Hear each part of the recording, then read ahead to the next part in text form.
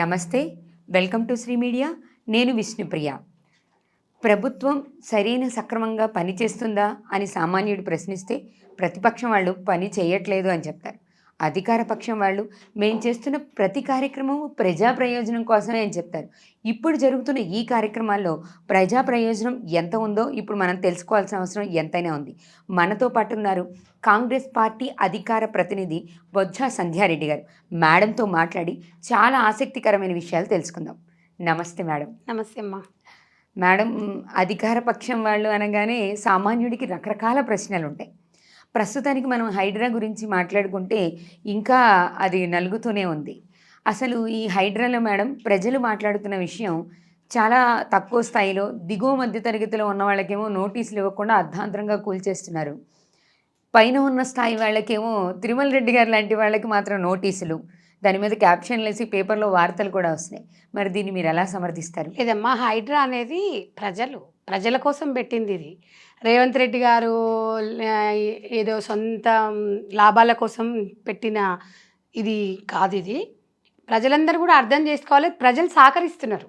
మీకు అది అర్థం కాదు ఏంటంటే, ఈ నోటీసులు ఇవ్వకుండా ఇమ్మీడియట్లో వచ్చి కూలగొట్టేంత పరిస్థితి అయితే ఉండదు. మీరు కూడా ఒకసారి ఒక జర్నలిజంలో ఉన్నారు, అది నిజంగా పాసిబుల్ అవుతుందని మీరు చూడండి. వాళ్ళకి చెప్పకుండా అయితే చెయ్యరు.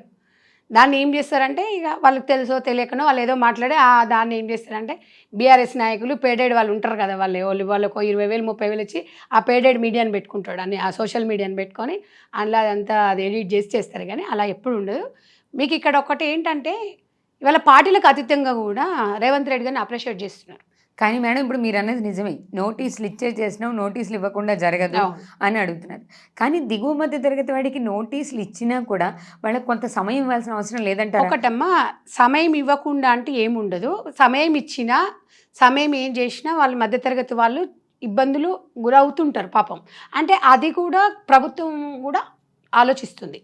నిజంగా ఒక రూపాయి కూడా పెట్టుకొని ఇల్లు కట్టుకున్న వాళ్ళని కూలిపోతే పరిస్థితి ఏంటంటే, అలాంటి వాళ్ళకు కూడా ప్రభుత్వ పరంగా ఆదుకోవడానికి ప్రయత్నం చేస్తుంది. అది అలా చాలా తక్కువ, అందులో ఒక 10% ఉన్నారు తప్ప, 10-20% తప్ప. మనం ల్యాంకో హిల్స్ కానివ్వండి, మణికొండలో కానివ్వండి, దుర్గం చెరువే కానివ్వండి, వాళ్ళంతా ఎవరమ్మా? బిలో పవర్టీ వాళ్ళు కొనుక్కుంటారా? 10 కోట్లు పెట్టి ఫ్లాట్ కొనుక్కుంటారా? 5 కోట్లు పెట్టి ఫ్లాట్ కొనుక్కుంటారా? నిన్న చూసిండే కదా మీరు, అతివృష్టి అనావృష్టి అన్నట్టుగా బీఆర్ఎస్ పాలనలో విచ్చలవిడిగా వెంచర్స్ వేసేసి వాళ్ళు మొత్తం పర్మిషన్స్ ఇచ్చిండ్రు. ఎక్స్క్యూజ్ మీ మేడం, మీరు ఇప్పుడు చెప్పారు బీఆర్ఎస్ పాలనలో విచ్చలవిడిగా వెంచర్స్ వేసేసి ఇచ్చారు అని. వాళ్ళు చెప్తున్న మాట, మీరు ఎన్కన్వెన్షన్ కూలగొట్టాము ఇది అని చెప్తున్నారు. ఎన్కన్వెన్షన్కి మేము ఎక్కడ పర్మిషన్ ఇచ్చాము? వాళ్ళ గవర్నమెంట్లోనే కదా. ఇప్పుడు మేమనేది ఏందమ్మా, మా గవర్నమెంట్లు ఇచ్చినా, మీ గవర్నమెంట్లు ఇచ్చినా, మా గవర్నమెంట్లు ఇచ్చినా కూడా 2014లో ఎన్కన్వెన్షన్కి ఆల్రెడీ కూలగొట్టమని చెప్పినా కూడా దాని వెనుక మతలబ్ ఏందో ఇలా తెలంగాణ ప్రజలకు తెలుసు. బ్రాండ్ అంబాసిడర్గా ఆమె ఇలా తెలంగాణ చేనేత దానికి కేటీ రామారావు సమంతను పెట్టిండు. ఎందుకు పెట్టిండు? సీతక్క లేదా, లేకపోతే మన బతుకమ్మకు సంబంధించిన మన విమలక్క లేదా? తెలంగాణలో మహిళలు ఎంతోమంది ఉన్నాం కదా, అలా ఆమెనే పెట్టుకున్నారంటే మనకు అర్థం కాలేదా? ఈరోజు ఎన్కన్వెన్షన్ ఆపమని చెప్పారు. ఇలా ఆ పాపం ఎట్లా? 10 సంవత్సరానికి 350 కోట్లు సంపాదించిండు నాగార్జున గారు. ఇవాళ దగ్గర 4,500 కోట్లు. దాన్ని కూలగొడితే తప్పేముందమ్మా? మొత్తం కాదు కదా, ఆక్యుపై చేసుకున్న కాడికి కూలగొట్టిండ్రు. దాన్ని రాద్ధాంతం చేస్తే ఎట్లా? ఇవాళ చాలా మంది ఫస్ట్ కాంగ్రెస్ నాయకులదే కూలగొట్టిండ్రు. మీకు తెలీదా? ఇవాళ స్వయాన రేవంత్ రెడ్డి గారి బ్రదర్దే నోటీస్ ఇచ్చారు. ఇక్కడ ఈ విషయమే మేడం, నోటీస్ ఇచ్చారు. ఇప్పుడు ప్రజలు అడుగుతున్న ప్రశ్న అది, నోటీస్ కూలగొట్టేసేమని చెప్పారు. ఇప్పుడు అందులో ఒక మనము ఇప్పుడు ఓవైసీ వాళ్ళకి, తర్వాత పల్ల రాజేశ్వర రెడ్డి గారు కూడా టైం ఇచ్చింది. అమ్మ మీకు అర్థం కాలేదు, మీరు నిజంగా కూడా చూపించండి, ఇక్కడ ఇల్లు ఉంది, ఇప్పుడే ఇది FTLలో ఉంది అని చెప్పేసి అప్పటిదప్పుడు చెప్పేసి కూలగొట్టినట్టు మీరు చూపించండి, మేము దాన్ని దేనికైనా సిద్ధం.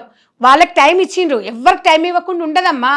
ఇది FTL ఉందని దాని మీద అన్ని ఇళ్ళకి కూడా ఒక నాట్ ఓన్లీ సీఎం బ్రదర్ అక్కడ 204 హౌసెస్కి నోటీస్ అంటించారు. ఆ 1 మంత్ లోపల 2 రోజులలో పోతారా, వారం రోజులలో పోతారా, సామాన్ తీసుకొని పోమని చెప్తారు. బిలో పవర్టీ వాళ్ళకి అట్లా ఎట్లా కాకుండా డైరెక్ట్ ఎట్లా తీస్తారు చెప్పి, అదంతా రూమర్. అది దయచేసి తెలంగాణ ప్రతిపక్షం వాళ్ళు చేస్తుందే తప్ప టైం ఇవ్వకుండా అనేది ఉండదు. అది దేనికైనా సిద్ధమే. కానీ వాస్తవానికి వాళ్ళకి తెలియకుండా తీసుకున్న వాళ్ళు 5-10% ఉండొచ్చు తప్ప ఎఫ్టీఎల్ భూములు అనేది నేను అనేది హైదరాబాద్ అనేది తెలంగాణకి గుండెకాయ లాంటిది. ప్రపంచవ్యాప్తంగా ఒక హైదరాబాద్ అని అన్ని దేశాల నుంచి హైదరాబాద్కు వస్తూ ఉంటారు. సో నేను అనేది అదే, ఇప్పుడు దాన్ని అంతర్జాతీయంగా గుర్తింపు జరగాలి, గుర్తింపు పొందాలి. హైదరాబాద్ని కూడా అస్తిత్వాన్ని కాపాడాల్సిన బాధ్యత రేవంత్ రెడ్డి గారి మీద ఉంది. కాబట్టి దాన్ని తప్పుపడితే కాదు, చాలా మంది పార్టీలకు అతీత బీజేపీ పార్టీ కూడా చెప్పింది స్వాగతిస్తున్నాం మేమని. బీఆర్ఎస్ నాయకులు దొంగనా కొడుకులు, అందులో ఉన్న బిల్డర్స్ వాళ్ళంతా, ఆ బిల్డర్లు ఎవడెవడున్నాడు వాళ్ళందరూ బయటికి రావాలి. మా కాంగ్రెస్ ప్రభుత్వం ఉన్నప్పుడు ఇచ్చిన పర్మిషన్స్ అయినా ఎవరో ఒకరైతే శ్రీకారం చుట్టాలి కదమ్మా. ఎవరో ఒకరము 3000 చెరువులు ఉన్న మన తెలంగాణలో ఇవాళ 300 చెరువులు కూడా లేకుండా పోయినాయి. మీరు మీరు నిన్న వర్షాలకు చూసిండ్రు కదా, ఖాళీలను మునిగిపోతున్నట్టు ఎవరి పాపం అది మీకు తెలియదా? చెరువు కింద ఎందుకు కట్టుకున్నారు ఇండ్లు? చెరువు కింద తీసుకున్నప్పుడు మీకు తెలియదా అమ్మా? ఇప్పుడు నీ సొమ్మును వచ్చి నేను దారదత్తం చేసుకుంటానంటే నువ్వు ఊరుకుంటావా? ఇలా ప్రభుత్వ భూములు, ప్రభుత్వం దేవాలయాల పక్కన ఉన్నాయని ఆక్వై చేసుకొని వెంచర్లు వేసుకొని చూసుకోవాలి. నీకు నీ బాధ్యత అది. నీకు అంత తెలివి లేకుండా అయితే కొనవు కదా. ఇవాళ కబ్జా జరిగిన భూమి ఎఫ్టీఎల్ భూమి అనేది ఆడ కంపల్సరీ ఉంటుంది. రిజిస్ట్రేషన్ చేయించుకున్నప్పుడు ఎఫ్టీఎల్ నిజమైంది ఏందనేది తెలుస్తుంది. మరి ఇక మనకు తెలిసి చేసుకున్నప్పుడు ఎవరి కర్మకి ఎవరి బాధ్యుడు కాదు. ఇలా రేవంత్ రెడ్డి గారు ఒక డైనామిక్ లీడరు, ప్రజల కోసం పనిచేస్తున్న వ్యక్తి.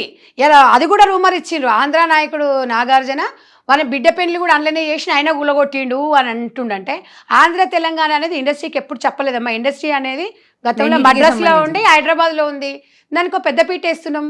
బట్టగాల్చి మీదేస్తే ఇక్కడ తెలంగాణ ప్రజలందరూ కూడా పిచ్చోళ్ళు ఎవరు లేరు ఇక్కడ. కాబట్టి తెలంగాణ అస్తిత్వాన్ని కాపాడాల్సిన బాధ్యత కాంగ్రెస్ పార్టీ మీద ఉంది. ఎవరెవరు వెంచర్లు వేసిండ్రు, అందులో ఉన్న రాజకీయ పరంగానే కాకుండా రాజకీయ పరంగా ఒత్తిళ్లకు లోనై పర్మిషన్లు ఇచ్చిన గవర్నమెంట్ ఎంప్లాయీస్ ఉన్నారు. కొంతమంది వాళ్ళు కూడా సంపాదించుకున్నారు, వాళ్ళది కూడా బయటకు వస్తుంది సొమ్ము. వాళ్ళందరి మీద తప్పకుండా చర్య తీసుకుంటాము. డెఫినెట్ గా చర్య తీసుకుంటాము. వాళ్ళ దగ్గర ఉన్న ఆస్తులను తీసుకుంటాము, ఈ బీద వాళ్ళకు కూడా పంచిపెడతాము. ఎందుకంటే దాని కూడా సొల్యూషన్ ఉండాలి కదా. ఇప్పుడు మనం కూడా చూపాల్సిన బాధ్యత మా దగ్గర ఉంది.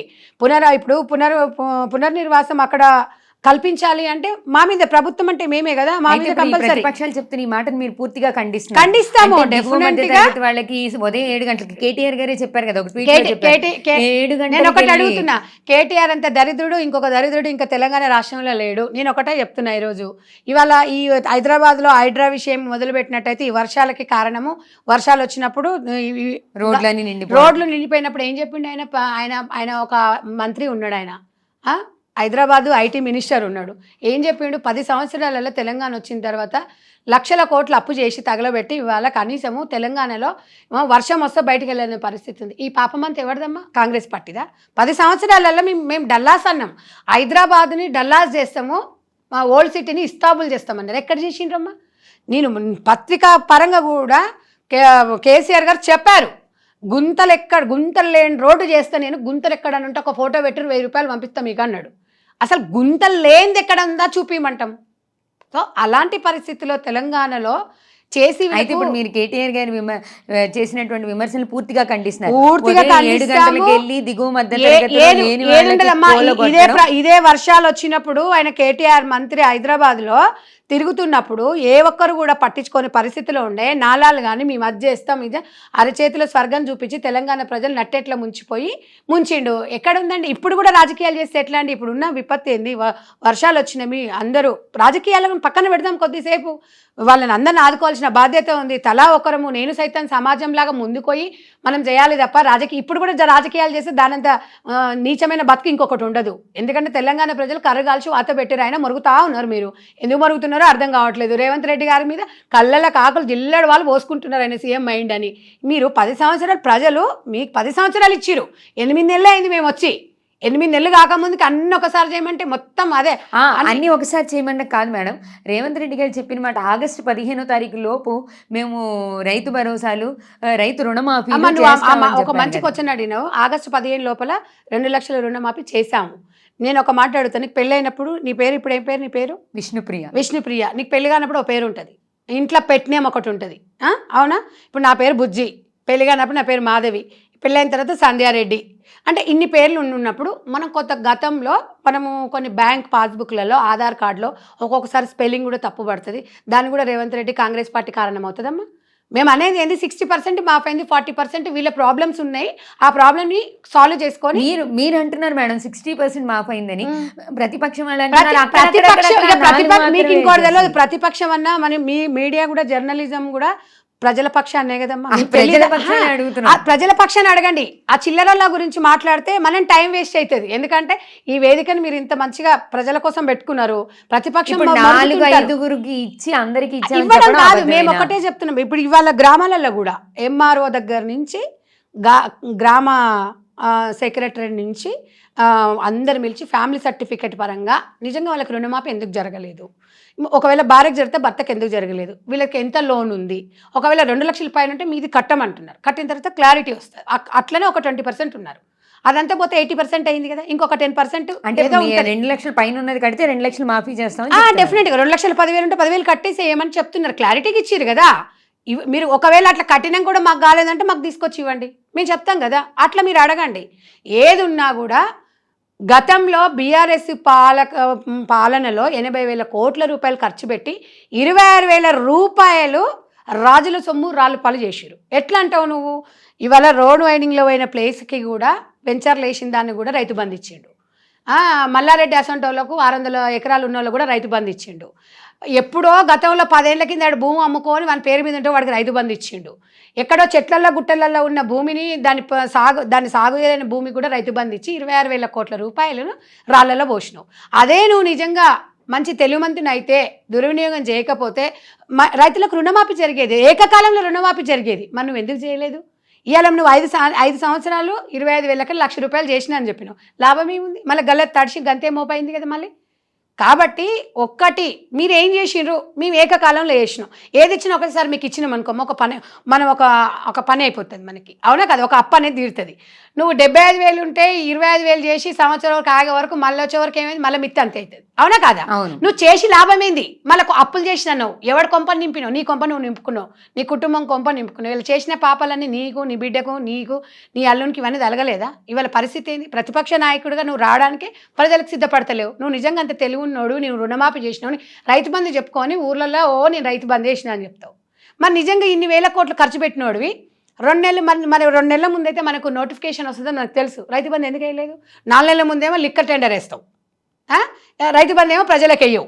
మళ్ళీ నేను ప్రజలు నన్నే నమ్మిరంటావు. గ్రామీణ ప్రాంతాలలో ఎమ్మెల్యేలు ఎక్కడ గెలిచిండ్రు ఒకసారి చెప్పండి అమ్మా. బీఆర్ఎస్ నాయకులు ఎక్కడ గెలిచిండ్రు? హైదరాబాద్ చుట్టుపక్కల గెలిచిండు తప్ప ఎక్కడ గెలిచిరు ఒక మాట చెప్పండి మీరు. అంటే గ్రామీణ ప్రాంతాల్లో రుణమాఫీ చేయలేదు కాబట్టి రైతు బంధు కానీ రుణమాఫీ కానీ విద్యుత్ విషయంలో కానీ రైతుల గిట్టుబాటు ధర కానీ ఎక్కడ కూడా బీఆర్ఎస్ ప్రభుత్వం చేయలేదు. గిట్టుబాటు ధర మేము మిర్చికి సంబంధించింది కానీ 500 బోనస్ కానివ్వండి, ఉచిత కరెంట్ ఇచ్చింది 2006లో ఉచిత కరెంట్ రాజశేఖర రెడ్డి గారి పీరియడ్లో కాంగ్రెస్ పార్టీ ఉచిత కరెంట్ ఇచ్చింది. ఇవాళ ఇన్ని మేము చేసిన తర్వాత సంక్షేమ పథకాలు చేసినాక కాంగ్రెస్ పార్టీ గురించి మా పాటలో పుట్టి మా పాటలో పెరిగి మా పాటల నుంచి నాయకులు అయిపోయి మమ్మల్ని తల్లి వచ్చి పిల్ల ఎక్కిరిచింది అన్నట్టు లేదమ్మా ఇది. కాబట్టి ఇది ప్రజల పార్టీ అమ్మా. కాంగ్రెస్ పార్టీలో ఈరోజు నేను ఈ మీడియాకు వచ్చి నేను ఇంత మాట్లాడుతున్నానంటే ఒక గ్రామీణ ప్రాంతం నుంచి వచ్చిన మహిళను నాకు వెనుక బ్యాక్గ్రౌండ్లు ఏం లేవు. ఇవాళ నేను ఈ స్థాయికి నన్ను సంధ్యారెడ్డి గారు మీరు రండి అంటే ఒక అధికార ప్రతినిధి అంటే నాకు కాంగ్రెస్ పార్టీ ఇచ్చిన అవకాశం ఇది. మరి అదే నీకు బీఆర్ఎస్ పార్టీలో మరి మహిళలు ఎక్కడున్నారు? నీ బిడ్డ తప్ప ఎవరున్నారు మహిళలు? కరెంట్ గురించి మాట్లాడారు కదా మేడం, 200 యూనిట్లు కరెంటు ఉచితంగా ఇస్తామని రేవంత్ రెడ్డి గారి హామీల్లో ఉన్న అమలు పరిచాం కదా. మీరు ఒకటి వినండి, 500 గ్యాస్ దగ్గర నుంచి గృహజ్యోతి నుంచి ప్రతి ఒక్కటి కూడా అమలు పరిచినాం. ఇంకా కొంతమందికి రేషన్ కార్డులు ఇప్పుడు రేషన్ కార్డులు ఉంది. ఒక 1 వీక్ లోపల మొత్తం స్పెషల్గా ఇది మొత్తం గ్రామీణ ప్రాంతాల్లో ఒక పండుగ వాతావరణం లాగా హెల్త్ కార్డు, రేషన్ కార్డు ఈ 2 కూడా ప్రతి ఒక్క గ్రామంలో ప్రతి ఒక్కరికి అందాలి. ఇప్పుడు హెల్త్ పరంగా మనము కుటుంబం నియంత్రణ అనేది మనం ఎంత ఇంపార్టెంటో ప్రతి ఒక్కరు కూడా కుటుంబానికి మనకు ఒక ఫ్యామిలీ సర్టిఫికెట్ అనేది కూడా ఇంపార్టెంట్. ఇంతకుముందు గతంలో చేసిండ్రా? మేము ఇవన్నీ ఎందుకు ఆలస్యం అవుతుందంటమ్మా, ప్రతి 2 లక్షల సాఫ్ట్వేర్ ఉన్న కొడుకు కోడలికి కూడా తెల్ల రేషన్ కార్డు ఉంది. మీరు ఇవ్వమంటారు చెప్పండి అమ్మా, మీరు చెప్పండి. అట్లాంటి వాళ్ళకి ఇవ్వమంటారా? అట్లాంటి వాళ్ళకి అవసరం లేదు. అవసరం లేనప్పుడు ఇది ఏరేయాలంటే మనకు టైం పడుతుందా పట్టదా? మీరు ఒక మాట చెప్పండి. ఆలస్యమైన లైఫ్ టైం ఉండేటట్టు కాంగ్రెస్ పార్టీ నిజమైన బలహీన వర్గాల వారికి న్యాయం జరగాలని ఆలోచిస్తుంది తప్ప స్వంత లాభాల కోసం కాంగ్రెస్ పార్టీ పనిచేయదు. స్వంతంగా కూడా ఎజెండా ఉండదు. ప్రజల ఎజెండానే ఇవాళ కాంగ్రెస్ పార్టీ ఎజెండా ఉంటుంది. సామాన్యులకు కానివ్వండి, ఎస్సీ ఎస్టీలకు కానివ్వండి, మహిళలకు కానివ్వండి, కాంగ్రెస్ పార్టీ అనేది ఒక పెద్దన్న పాత్ర వహిస్తుంది. అది అందరం మనం అర్థం అంటే చేసుకోవాలి. ఇప్పుడు 200 యూనిట్లు కరెంటు ఫ్రీ ఇవ్వడానికి ఆలస్యం అయింది. కేవలం వాళ్ళకి వైట్ రేషన్ కార్డులు లేవు కాబట్టి వాటిని లేదు కొన్ని వాళ్ళు బ్యాంకుకి కూడా అంటే వాళ్ళ బ్యాంకు లింక్ కొన్ని ఊర్లలో టెక్నికల్ ఇష్యూస్ ఉండొచ్చు, కొన్ని ఉండొచ్చు. ఇంకొక ఇప్పుడు కొత్త ఇల్లు కట్టుకోగానే అన్నీ ఒకేసారి మనకి సర్ది మనకుతాయమ్మా తల్లి చెప్పు, నువ్వే చెప్పు చేద్దామా? ఇప్పుడు 10 సంవత్సరాలలో చేయలేని ఎదవలు 8 నెలల్లో మమ్మల్ని ఎట్లా క్వశ్చన్ చేశారు చెప్పండి. అంటే మీరు ఆగస్టు 15 90 రోజుల్లో మేము చేస్తాం ఒకటి చెప్పనా, కేసీఆర్ 1000 చెప్పిండు, 1000 చెప్పిండు, అందులో 10 వేసిండా? మీరు ఒక్క మాట చెప్పిండు. మేము ఉచిత బస్ అనేది ఇలా నీకు నాకు ఎంత హ్యాపీ అమ్మా. ఇప్పుడు ఉచిత బస్ అనేది కనీసము ఒక సగటు మనిషికి ఎంతో ఊరటని ఇస్తుంది. ఇలా 2 ఆడపిల్లలు బయటికి పోయి చదువుకొని వస్తారు అంటే నెలకు 3-4 వేలు అయితే సేవ కాదా చెప్పండి. గతంలో నువ్వేం చేసినావు బాబు? నువ్వేం చేసినావు? ఎవరికి ఏం మేలు చేసినావు చెప్పు? మహిళలకి దాడులు జరుగుతున్నా ఖండించకపోతేవి, ఒక మహిళా దాంట్లో కనీసం ఒక నామినేటెడ్ పోస్ట్ ఇవ్వకపోతేవి, 5 సంవత్సరాలలో ఒక మహిళా మినిస్టర్ లేదు, మహిళా కమిషనర్ లేదు. వీళ్ళందరూ ఎట్లా మాట్లాడతారండి నాకు అర్థం కాదు. ఇవాళ వీళ్ళంతా ఫోకస్ తీసుకొని 10 సంవత్సరాలు వీళ్ళు చేయలేని పనులు మేము చేస్తూనే ఉండాలి. పని లేదు కదా, పని లేదు, ఏదో ఒకటి దొరకాలి. నమస్తే తెలంగాణ పేపర్లో చూడాలమ్మా ఒక్కటన్నా. ఎప్పుడైనా గుర్తుపెట్టుకోండి, కనీసం ప్రభుత్వం చేసే పనులలో కనీసం ఒక 20% అన్నా న్యాయం జరగదా? మీరు ఒక మాట చెప్పండి. మొత్తం 100% రాంగ్ చూపించుకుంటా నీ డబ్బా కొట్టుకుంటా నీ పేపర్ ఓడి చదవాలి. నీ కార్యకర్తలు నిజంగా చెప్తున్నా కదా, వాళ్ళ గ్రాప్ ఎంత అంటే ఎమ్మెల్యే ఎలక్షన్లో ఏ పరిస్థితికి వచ్చింది, ఎంపీ ఎలక్షన్లో ఏ పరిస్థితులు ఉన్నారు, ఇప్పుడు ఏ పరిస్థితులు ఉండబోతున్నారు. ఎందుకంటే రుణమాఫీ అనేది నిరంతర ప్రక్రియ తల్లి. అది ఇవాళ ఒక్కరోజే చేసి క్లోజ్ చేసేది కాదు. కాకపోతే రుణమాఫీకి కరెంటుకి వివరణ, ఇవన్నీ వివరణ కాదమ్మా. మీకు ఇచ్చిన 5 గ్యారంటీలు ఆల్రెడీ మనకు ఆరోగ్యశ్రీ అనేది ఇంప్లిమెంటేషన్ అయిపోయింది, 10 lakhs. ఇది గృహజ్యోతి అయిపోయింది. సిలిండర్ మాకు కూడా అంటే నాకు తెలిసిన మా సర్వెంట్స్ వాళ్ళ పక్కన వాళ్ళు ఉన్నారు కదా, వస్తున్నాయి అకౌంట్లో వాళ్ళకి సబ్సిడీ మీద వస్తుంది. వాళ్ళకి అనుకున్న దాని మీద కూడా ప్రతి ఒక్కరు కూడా స్కూటీలు ఇస్తున్నారు. వాళ్ళకి అవును అప్లై చేసుకుంటున్నారు, ఆల్రెడీ చాలా మంది అప్లై చేసుకుంటున్నారు. ఇవన్నీ తల్లి నేను ఒక్కటే అడుగుతా, పెళ్ళి కాగానే పిల్లలు పుట్టాలంటే పుడతారా? టైం అయితే పడుతుంది కదా. నేను కూడా తెలంగాణ బిడ్డనే కాబట్టి ఒక తెలంగాణ ఒక సామెత అడుగుతా, 9 నెలలే తాగాలి కదా తల్లి, సృష్టి ధర్మం కదా అది. మీరు ఇట్లా ప్రశ్నల మీద ప్రశ్నలు మొత్తం ఇలా కాంగ్రెస్ పార్టీ వచ్చేసి అన్ని చేయాలంటే ఎట్లా చేస్తాం? 10 మేము ప్రశ్నించినప్పుడేమో తెలంగాణ వచ్చినాక పురుటు పోసుకున్న బిడ్డ, నెల బిడ్డ, సంవత్సరం బిడ్డ, 2 ఏళ్ళ బిడ్డ అంటివి. గాడిదలో 10 ఏళ్ళ బిడ్డ అయినాక కూడా నువ్వేం చేయకపోతావు తెలంగాణకి. మళ్ళీ నువ్వు ఇంకా నువ్వు ఎక్కడ అడిగే అక్కెక్కడుంది నీకు? మాకు తెలుసు, రైతన్నల బాధలు మాకు తెలుసు, మహిళల బాధలు మాకు తెలుసు. మేము ఏది ఉన్నా కూడా ఈరోజు ప్రతి ఒక్కరం కూడా ఇవాళ తెలంగాణలో జరుగుతున్న గవర్నమెంట్ స్కూల్సే చూసుకుందాం తల్లి. మనం గత పాలకలో గవర్నమెంట్ స్కూల్స్ ఏ రకంగా ఉన్నాయి? స్కూల్లో 10 మంది కూడా పిల్లలు లేకపోయేది. ఈసారి జూన్ ఎండింగ్ వరకు నో అడ్మిషన్స్ అని పెట్టిరు బోర్డు. ప్రతి గ్రామ పంచాయతీ పరిధిలో ఉన్న గవర్నమెంట్ స్కూల్స్కి, చిన్న స్కూల్స్ కూడా 10 లక్షల రూపాయలు రేవంత్ రెడ్డి 2000 కోట్లు కేటాయించి స్కూల్స్ దాకా వచ్చారు. కాబట్టి మేడం, గురుకులాల్లో జరుగుతున్నటువంటి దారుణాలు ఈ మధ్య కాలంలో పేపర్లో కనిపిస్తున్నాయి కదా. ఇప్పుడు అదే నేను మాట్లాడబోతున్నాను. ఇలా విద్యాశాఖ మంత్రి పోయి పాలమాకులలో ఓ బిడ్డను అతుక్కుంది. దేంట్లో నమస్తే తెలంగాణ పెద్దగా వచ్చింది. ఎట్లా వస్తుందమ్మా? ఇవాళ నువ్వు అధికారంలో ఉన్నప్పుడేమో నీ కళ్ళు పైన ఉన్నాయి, అధికారంలోకి కోల్పోయిన తర్వాత పాలమాకుల నీకు గురుకుల బిడ్డ నీకు కనబడింది. అదే గురుకులాలో బాసర త్రిపురైట్లో అమ్మాయిలు వాష్రూమ్స్ బాగలేవని చెప్పేసి వాళ్ళు ధర్నాలు చేసి వర్షంలో లాఠీ చార్జీలు చేయించి ఎన్నో రకాల ఇబ్బందులు పెట్టినప్పుడు విద్యాశాఖ మంత్రి ఉన్నప్పుడు నువ్వు ఏడ దాక్కున్నావు అని నేను ఇలా క్వశ్చన్ చేస్తున్నా. అసలు ఇప్పుడు విద్యాశాఖ మంత్రి ఎవరు? ఒక నిమిషం, నేను అన్ని చెప్తాను. విద్యాశాఖ మంత్రి ఉన్నప్పుడు నువ్వు ఏడ దాసుకున్నావు? కేటీ రామారావు సిరిసిల్లలో బర్త్డేకి మన గవర్నమెంట్ స్కూల్ పిల్లల్ని కేటీఆర్ అని చెప్పేసి పిల్లలను కూర్చోబెట్టి వంగబెడితే సొమ్మసిల్లు పడిపోయినప్పుడు హెచ్ఆర్సీకి గాంధీ భవన్ నుంచి వర్కింగ్ ప్రెసిడెంట్ మహేష్ గౌడ్ గారి నుంచి మేము హెచ్ఆర్సీకి కంప్లైంట్ ఇచ్చినా కూడా నువ్వు ఎందుకు స్వీకరించలేదు? ఎందుకు అడగలేదు? ఆ రోజు ఎందుకు ప్రశ్నించలేదు? నీకెక్కడిది ఈరోజు గురుకుల పాఠశాలను సందర్శించ హక్కెక్కడిది నీకు అని అడుగుతున్నా. ఒక విద్యాశాఖ మంత్రిగా మహేశ్వర్ నియోజకవర్గంలో జిల్లెలగూడ గ్రామంలో 500 ఉన్న స్ట్రెంత్ ఉన్న ఒక గవర్నమెంట్ స్కూల్లో పురుగులన్నం పెడితే ఇదే తొలి వెలుగు మీడియా పోతే తొలి వెలుగు మీడియా మీద దాడి చేయడం జరిగింది. పురుగులన్నం పెట్టేసి పురుగుల బియ్యం పెడుతున్నప్పుడు అప్పుడు నువ్వేం చేసినావు? విద్యామంత్రిగానే ఉన్నావు. మరి అప్పుడు ఎందుకు అడగలేదు? ఖమ్మంలో మేము అనేక సార్లు, నాకు ఒక ఎన్జిఓ పరంగా నేను గురుకులకు చాలా సంబంధాలు ఉన్న వ్యక్తిని, నేను గురుకుల పాఠశాలకు సంబంధించిన అక్కడికి వెళ్ళి అక్కడ పిల్లలకి ఆహారం బాగాలేదు ఎన్నోసార్లు వినతిపత్రం ఇచ్చినాం. ఏరుపాలెం స్కూల్లో 13 మంది పిల్లలు కలుషిత ఆహారం తిని వాటర్ తాగి ఇబ్బందులు పడి వాళ్ళు ఎంతో నష్టపోతున్నారు అన్నప్పుడు అప్పుడు ఇచ్చినప్పుడు నువ్వు ఎందుకు వాళ్ళ మీద స్పందించలే? ఇదే హరీష్ రావు, ఇవాళ హరీష్ రావు గారు, ఒక నుంచి హరీష్ రావు గారు ఇలా పోయి తాటి చెట్టులో రేవులాగా 6 ఫీట్లు పెరిగిండో, ఇలా పోయి అక్కో సవితక్క నేను వస్తాను ఎంబడి వేరు ఇద్దరు. నువ్వు అదే సిద్దిపేట మీ గురుకుల స్కూల్లో పిల్లలు 2 చనిపోయారు, పాము కాటుకు గురైండ్రు. అప్పుడు ఎందుకు నువ్వు ఒక మంత్రిగా ఉన్నావు? అప్పుడు ఏం చేసినావు? అప్పుడు నిద్రపోయినవా? ఏమయ్యా, అధికారం కోల్పోయినాక ఇలా తెలంగాణ ప్రజలు కాబట్టి ప్రజల అధికారంలోంచి దించేశారేమో కదా మేడం. ప్రజల అధికారంలో అందుకే ప్రజలు అధికారం అనేది వాళ్ళకు ఒక్కసారి అధికారంలో దింపిన తర్వాత వీళ్ళ అహంకారం అనేది ఇలా తెలంగాణ ప్రజలు అనేది ఎట్లా అనేది ఇలా ప్రజలు చూపించిండ్రు. అందుకనే ఒక అహంకారికి ఎప్పుడైనా కూడా ఒకటి గుర్తుపెట్టుకో, అహంకారానికి ఇవాళ మీరు దిగొచ్చిండ్రు. అంటే నిజంగా కేటీఆర్ గారు అప్పుడు ఏమంటారు, ఐ మీన్ అది మన హెలికాప్టర్లో తప్ప కింద కనిపించిండా? ఇవాళ ఏదైనా జరిగిందంటే ఉరుకుతుండు. అందుకే దేవుడు అనేవాడు కళ్ళు పై నుంచి కిందికి దింపిండు. అహంకారం ఉండొద్దు. రాజకీయాలు పదవులు అనేది వస్తుంటాయి పోతుంటాయి, స్థిరస్థాయిలో నిలిచిపోవాలి. 10 మంది అడిగిన మీరు ఏవేవైతే వాళ్ళ అధికారంలో ఉన్నప్పుడు ఏమేమి జరిగాయో అడిగిన ప్రశ్నలన్నీ నిజమే మేడం, దానికి సమాధానమే ప్రజలు చెప్పారని మనం అనుకుందాం. కానీ ఇప్పుడు జరిగిన ఘటనకి ఇప్పుడున్న ప్రభుత్వం ఏ చర్య తీసుకోబోతుంది? ఇంకొక ప్రశ్న ప్రజలే అడుగుతున్నారు, ప్రతిపక్షాల గురించి పక్కకు పెట్టేస్తే. ఏదైనా విద్యాశాఖకు సంబంధించి ఒక ప్రశ్నించాలి, అది స్వయాన రేవంత్ రెడ్డి గారి దగ్గరే పెట్టుకున్నారు. ఎందుకు విద్యా సంస్థ అనేది నిర్వీర్యం అయిపోయింది బీఆర్ఎస్ ప్రభుత్వంలో అని చెప్పేసి స్వయంగా తనే పరిశీలిస్తున్నారు. మీరు ఒక్కటి గుర్తుపెట్టుకోండి, ఇవాళ ఒక ఎస్ఎల్ఎఫ్ అంటే ఒక బస్తీలో ఒక ఎస్ఎల్ఎఫ్ అంటే ఒక డ్వాక్రా సంఘం లీడరు, ఇవాళ హెచ్ఎం ఇద్దరు కలిసి ఒక అకౌంట్ ఓపెన్ చేశారు. ఎందుకు? రిలేటెడ్ పేరెంట్స్ తల్లి అనేది ఒక స్కూల్లో ఉంటే ఆ స్కూల్ బాగుండాలని. ఇలా మొఖాలకు ఎప్పుడైనా డ్వాక్రా సంఘంలో పట్టించుకున్నారా? ఎందుకు చేస్తున్నామా రేవంత్ రెడ్డి గారు? సొంతంగా ఎందుకు పెట్టుకున్నారు ఈ శాఖను? అంటే మీరే చెప్పండి, ఎందుకు పెట్టుకున్నారు ప్రజలు? అదే ప్రజలను, నేను గవర్నమెంట్ స్కూల్లో చదువుకున్నా, ఆయన గవర్నమెంట్, నేను 10th వరకు గవర్నమెంట్ స్కూల్లోనే చదువుకున్నా. రేవంత్ రెడ్డి గారు పాలమూరు జిల్లా, పాలమూరు ముద్దు బిడ్డ, ఇలా రైతు బిడ్డ. ఆయన కూడా తాండ్ర గర్ల్స్, ఆయన కూడా తాండ్ర స్కూల్లో చదువుకున్నాడు, గవర్నమెంట్ స్కూల్లోనే చదువుకుని. ఇక్కడ ఉన్న మంత్రులు అందరూ అప్పుడు ప్రైవేట్ స్కూల్ ఎక్కడవమ్మా? వీళ్ళందరూ చదువుకొని ఇలా ప్రయోజకులు కాలేదా?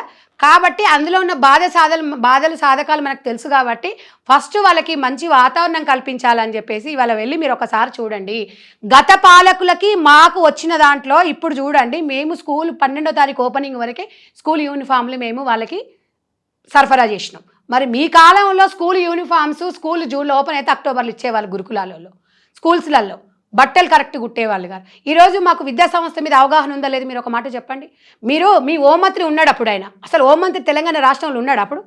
ఎందుకంటే ముసల్దానికి ఒక మొగుడు ఉన్నాడు అంటే వాడు ఒక మొగుడు ఉన్నాడు అని చెప్పుకోవడానికి హోంశాఖ మంత్రిని పెట్టుకున్నారు. శాఖలు మొత్తం నువ్వే పెట్టుకుంటావు కేసీఆర్. ఒక్క ఎమ్మెల్యేని మాట్లాడనిపోతుంది, ఒక్క మినిస్టర్కి అవకాశం ఇవ్వకపోతే. శాఖలు మొత్తం మీరే పెట్టుకున్నారని మీరెలా అంటారు మేడం? ఇప్పుడు కూడా కొన్ని శాఖలు అది అంటే అవునమ్మా. ఇప్పుడు కొంతమందికి ఇప్పుడు కులాల వైజ్గా ఇప్పుడు మన కొంతమందికి శాఖలు విస్తరించేది ఉంది, టైం పడుతుంది, వెయిట్ చేయాలి. అందరు సమర్థవంత నాయకులే, అన్ని కులాలకు న్యాయం చేయాలని మంత్రి గారు విస్తరణ ఉంది త్వరలో. కాబట్టి న్యాయం జరుగుతుంది. అది ఇప్పుడు ఎట్లా తల్లి, ఇప్పుడు ప్రతి ఒక్క వాళ్ళు మనకు ఓటేసి మనం గెలిపించుకున్నప్పుడు ప్రతి ఒక్క కులంకి సంబంధించి ప్రతి ఒక్కరికి వాళ్ళకు కూడా న్యాయం జరగాలి అంటే మనం ఒకరిని మెప్పించాలి, ఒకరిని ఒప్పించాలి, ఒకరిని అది చేసుకుంటూ వెళ్ళాలి. ఎందుకంటే కాంగ్రెస్ పార్టీ మహాసముద్రం లాంటిది కాబట్టి చిన్న చిన్న నదులు ఇవన్నీ ఇందులోనే కలుస్తుంటాయి.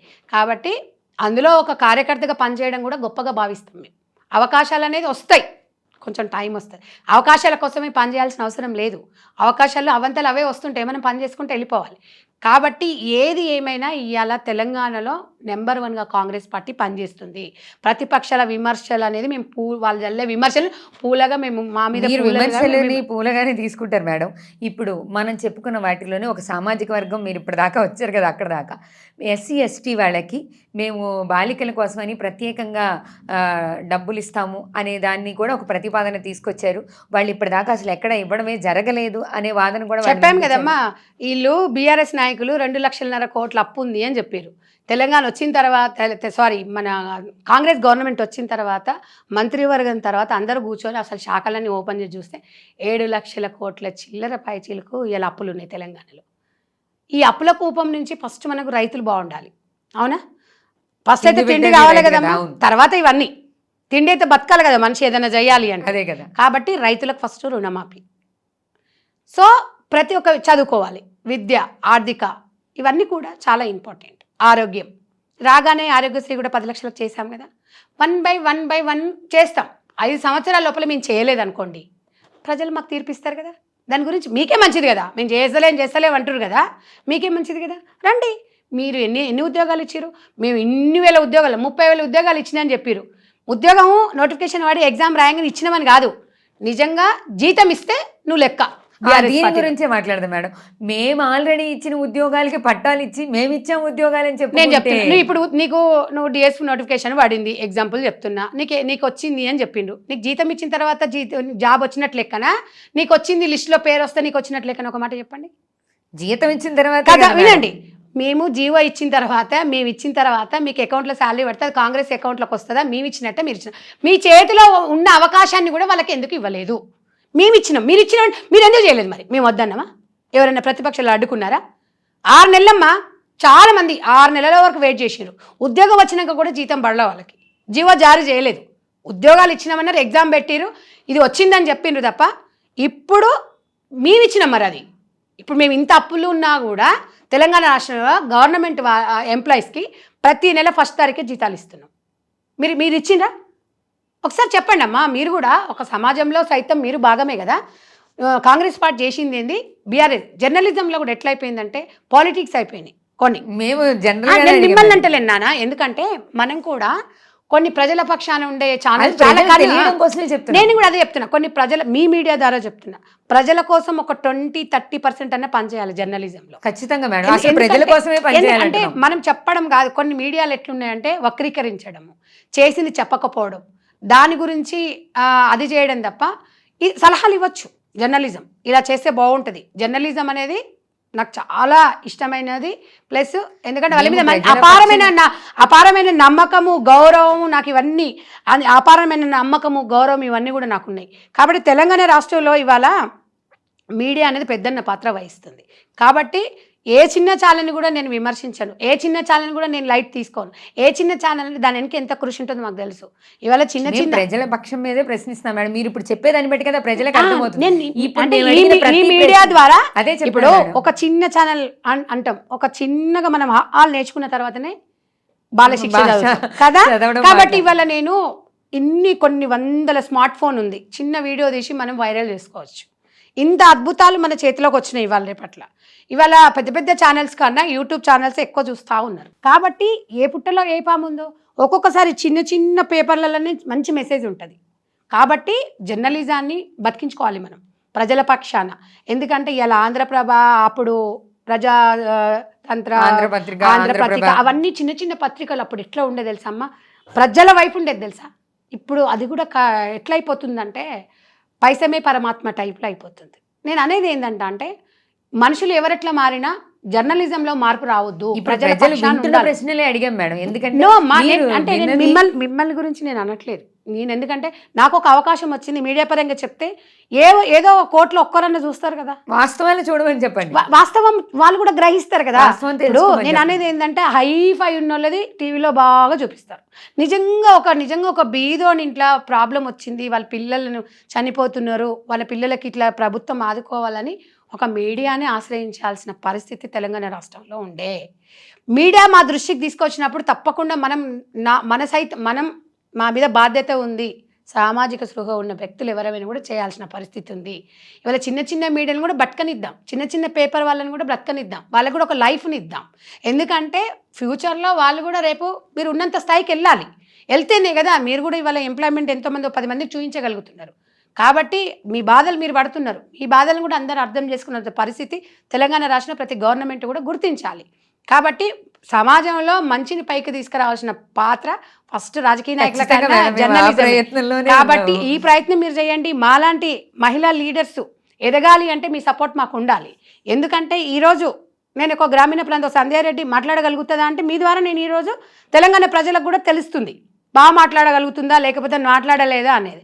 మీరు ఎందుకంటే మాకు ఎంకరేజ్ చేస్తుండాలి. సరే మీవన్నీ ఎంత చదువుకున్నాడైనా ఎంత ధనవంతుడైనా ఏదో ఒక దగ్గర తప్పు జరుగుతుంటుంది. తప్పు సరిదిద్దుకోవడమే ప్రతి మనిషి చేయాల్సింది. కాబట్టి ఇవాళ 10 సంవత్సరాల నుంచి కాంగ్రెస్ పార్టీలో పనిచేస్తున్నాం మేము.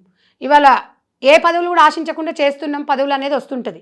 పదవి కోసమే కాకుండా చాలా రకాలుగా మహిళలు రాజకీయాలకు రావాలి. ఇప్పుడు భర్త పేరు చెప్పుకోనో తండ్రి పేరు చెప్పుకోనో మహిళలు కాదు, ఇండివిజువల్గా మహిళలు రాజకీయాలకు వస్తే కష్టం, అది రావడం చాలా కష్టం.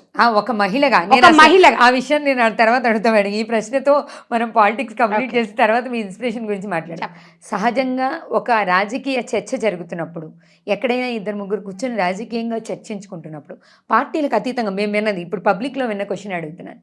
కాంగ్రెస్ పార్టీలో ఉన్న సమస్య ఏంటి అంటే వాళ్ళని ఎవ్వరూ కిందకి లాగేయాల్సిన అవసరం లేదు, వాళ్ళలోనే ఐక్యత తక్కువ ఉంటుంది, వాళ్ళకి కొంచెం ఎక్కువ గొడవలు ఉంటాయి, దానివల్లనే పార్టీ ఎప్పుడు కూడా వెనకబడిపోతూ ఉంటుంది, వీళ్ళు నిజంగానే 5 ఏళ్ళు పరిపాలన చేస్తారా అని ప్రజల్లో ఒకటే నాన్న, గతంలో 5 మంది 6 మంది ఎమ్మెల్యేలు ఉన్నారు. తెలంగాణలో కాంగ్రెస్ రానే రాదని చెప్పిండ్రా 12 మంది విన్నారు కదా. ఎక్కడుంది కాంగ్రెస్, ఎక్కడుంది అన్నారు. ఇలా ప్రజలల్లో ఉందా లేదా? ప్రజలల్లో గట్టిగా ఉందమ్మా కాంగ్రెస్. ఇవాళ అధికారంలోకి వచ్చినాం, మంచి తీర్పునిచ్చింది తెలంగాణ ప్రజలు. ఇవాళ అసలు మనుగడ సాగుతుంది అన్నది 8 నెలలు అయిపోయిందా? వాళ్ళు మాట్లాడుకుంటారు, నరం లేని నాలుక 100 మాట్లాడుకుంటుంది. ఏదేమున్నా కూడా ఇలా బట్టి గారు కానివ్వండి, ఉత్తమ్ కుమార్ రెడ్డి గారు కానీ, కోమటిరెడ్డి బ్రదర్స్ కానివ్వండి, ఎవరైనా కూడా మంచి సమర్థమైన నాయకులు. కాబట్టి నేను ఆశ ఉంటుందా మనిషికి? ఇప్పుడు నేను మంత్రి కావాలి, నేను ఎమ్మెల్యేలు కావాలి, నేను సీనియర్ అని ఉండొచ్చు. ఒక కుటుంబంలో ఒక 5 మంది అక్కచెల్లెలు ఉన్నప్పుడు ఒక తల్లిదండ్రుల దగ్గరనే కొట్లాడతాం మనము. ఏదేమైనా లాస్ట్కి తల్లిదండ్రుల ఏది చెప్తే అది మనం వినాలి. ఇది ఏదేం చెప్పుకున్నా కూడా సోనియమ్మ ఏది చెప్తే అదే ఇక్కడ నడుస్తుంది. సోనియమ్మ ఏం చెప్తుంది? ప్రజల కోసం ఆలోచిస్తుంది. ప్రాణాల త్యాగం చేసిన కుటుంబం వాళ్ళది. ఎందుకు చెప్తాను, ఇవాళ తెలంగాణ కోసము పక్క రాష్ట్రంలో అధికారం కోల్పోతాం, పార్టీ అక్కడ మనగడ సాగదు అని తెలిసి కూడా తెలంగాణ రాష్ట్రం ఇచ్చింది. ఆమె త్యాగశీలని ఎందుకంటాం? ఆమెకు ప్రధానమంత్రి అయ్యే అవకాశం వచ్చినా కూడా ఆమె ఆ పదవిని వదులుకొని ఇవాళ మన్మోహన్ సింగ్ గారిని పిఎంగా చేసింది. మరి ఆమె త్యాగశీలి కాదమ్మా? అదే కేసీఆర్ గారు ఇవాళ దళితుని సీఎం చేస్తాను ఢిల్లీలో చెప్పొచ్చి తెలంగాణకు వచ్చి మాట మారిస్తీ నాయన నువ్వు. అది ఇంకా మీరు మమ్మల్ని ప్రశ్నిస్తారా? కాంగ్రెస్ పార్టీని ప్రశ్నిస్తారా? What is this? చెప్పండి. కుటుంబ పరిపాలన అని వాళ్ళు చెప్తుంటారు కదా చాలా. అది కుటుంబ పరిపాలన, ఇది కుటుంబ పరిపాలన. ఆత్మ ఇప్పుడు తెలంగాణ కోసం కాదు, వాళ్ళు దేశాని కోసం ప్రాణాలు అర్పించారు. మీ కొంపలు ఎవరు తెచ్చిండు తెలంగాణ కోసం? చెప్పండి. నేను ఒప్పుకుంటా, సరే త్యాగం. మీరు కుటుంబం పార్టీ అంటున్నారు కదా, వాళ్ళు రాజీవ్ గాంధీ గారు కానివ్వండి, దేశం కోసం ఎవరు ప్రాణాలు అర్పించారు? కేసీఆర్ కుటుంబంలో ఎవడని తెచ్చిండా? మేము ఉద్యమాలు చేసి అవునమ్మా, ఉద్యమం అంటే మీరు చేస్తేనే వచ్చింది ఉద్యమాలు. శ్రీకాంతాచారి తమ్ముళ్ళ అంటే ఎంతోమంది చచ్చిపోయారు. ఇలా మేము కూడా చేసినాం ఉద్యమాలు. మీరు చేయలేదా? మా తెలంగాణ పరంగా మహిళలందరం చేయలేదా? ఎవరు చేసి వచ్చింది తెలంగాణ? మీరు చేసి వచ్చినది. కోదండరాం సార్ చేయలే? కోదండరాం సార్ తొక్కి పడేసిరు. మేము ఇలా అవకాశం ఇచ్చి సార్ని మీ ఆహ్వానించి ఎమ్మెల్సీ పదవి ఇచ్చి ఆయన మంచి స్థానంలో కూర్చోబెట్టినాం.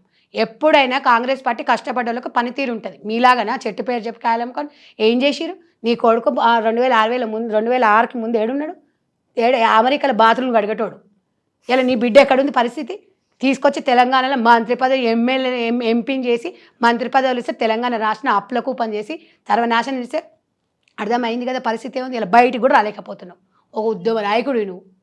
కేసీఆర్ అంటే ఇట్లా అనుకునేటోళ్ళు బయటికి రాకుండా అయితే ఇవ్వాలా? ఏముంది నీకు ఇవ్వాలి అంటే? ఇప్పుడు ఈ ప్రజలందరూ కూడా సక్రమమైన తీర్పు ఇచ్చారు, దానికి కట్టుబడి కట్టుబడి కాదు, ప్రజల కోసం రారాళ్ళు. వాళ్ళకంత సీన్ లేదు, బయటికి వచ్చే మొహం ఎక్కడుంది? వాళ్ళు నిజంగా తప్పు చేయడం ప్రతిపక్ష నాయకుడు వచ్చి అసెంబ్లీలో కొట్లాడినాయన మేము కూడా రమ్మంటున్నాం. ప్రతిపక్షం ఉండాలా? అధికార పక్షానికి ప్రతిపక్షం ఉంటేనే భయం ఉంటుంది. మేము రమ్మనే చెప్తున్నాం కదా, మేము వద్దంటలేము, కూర్చో అని అంటలేము. నువ్వు వచ్చి మాకు సలహాలు ఇవ్వు, లేకపోతే మేమేం తప్పు చేస్తే అడగండి, అప్పుడు బాగుంటుంది. 10 సంవత్సరాలు గెలిచి 10 సంవత్సరాల అధికారం అన్నీ అనుభవించేసి పోయి బక్కలో కూర్చున్నావు. అప్పుడు అదే చేసినావు, ఇప్పుడే చేస్తున్నావు. ప్రతిపక్ష నాయకుడుగా కేసీఆర్కి ఒక బ్రాండ్, నేను కాదన్నాను, ఒక తండ్రిగా నేను ఒక బిడ్డగా, నేను కూడా ఒక బిడ్డలాగానే చెప్తున్నా.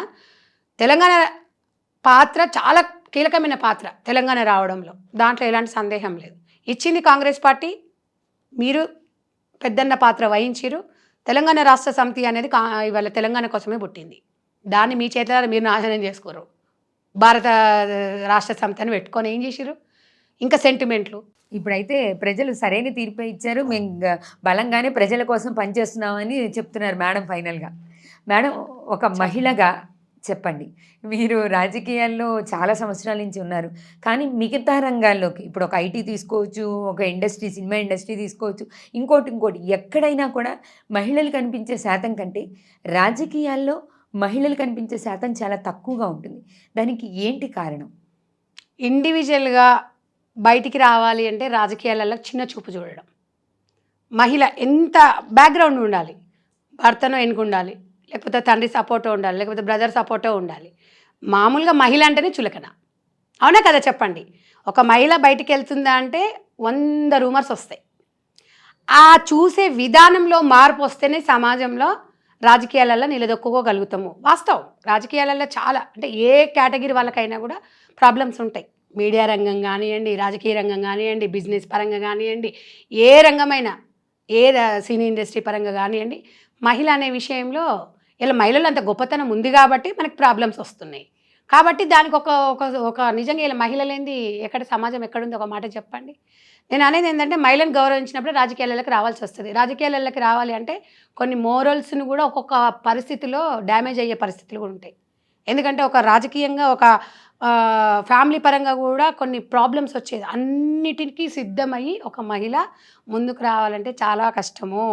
ఒక బట్ట కాల్చి ఒక మహిళ మీద వేయడం చాలా ఈజీ, కానీ దాని వెనుక ఎంత కృషి ఉండాలి, పట్టుదల ఉండాలి అంటే ఇలా అమ్మ ఇందిరాగాంధీ గారిని మనం ఆదర్శంగా తీసుకోవచ్చు. నేనైతే ఆమెనే ఆదర్శంగా తీసుకున్నా. ఎందుకంటే సోనియా గాంధీ గారు తెలంగాణ ఇచ్చినందుకు తనని ఆదర్శంగా తీసుకున్నా. రాజకీయాలు అతీతంగా మనం ముందుకు వెళ్ళాలనుకున్నా ఏదో ఒక అడుగు వేయాలి. రాజకీయాలకు రాకున్నా కూడా నువ్వు కొంచెం పని మీద బయటకు వెళ్ళినా కూడా నీ మీద ఏదో ఒక రూమర్ వస్తుంది. ఏదో ఎవరో అంటున్నారని మనం ఆలోచిస్తే మనం సాధించలేము. నువ్వేమీ సాధించలేవు. ఒక పిల్లలని వాళ్ళ బాధ్యతగా పెంచాలన్నా కూడా నువ్వు కొంచెం ముందడి వెయ్యాలి ధైర్యంగా. లేకపోతే మన పిల్లలు కూడా మన పరిస్థితికే వస్తుంది. కాబట్టి ఒక మహిళ మీద రాజకీయ పరంగా ముందుకు రావాలి అంటే ఫైనాన్షియల్గా కూడా ఉండాలి. ఫైనాన్షియల్ లేకపోతే కూడా ఇబ్బంది. ఆర్థికంగా లేకపోతే మహిళ ఏడా ముందుకెళ్తా చెప్పండి? ఆర్థికంగా ఉండాలి, సపోర్టింగ్ ఉండాలి. ఇవన్నీ ఉన్నా కూడా సమాజంను ఇక్కడ ఉన్న ఒడదుడుకులను తట్టుకొని ముందుకు పోవాలంటే చాలా కష్టం. అలా ప్రోత్సహించాలి అంటేనే కాంగ్రెస్ పార్టీ. ఇలా కాంగ్రెస్ పార్టీలో గాంధీ భవన్లో మహిళలు తప్ప ఎక్కువ శాతం మహిళలే కనిపిస్తారు. ఏ పార్టీలో మీరు చూడండి చాలా రేర్గా ఉంటారు. కాంగ్రెస్ పార్టీ అనేది నిజంగా మహిళల కోసం మంచి ఒక ఆలోచన విధంగా చాలా ఆలోచిస్తుంది.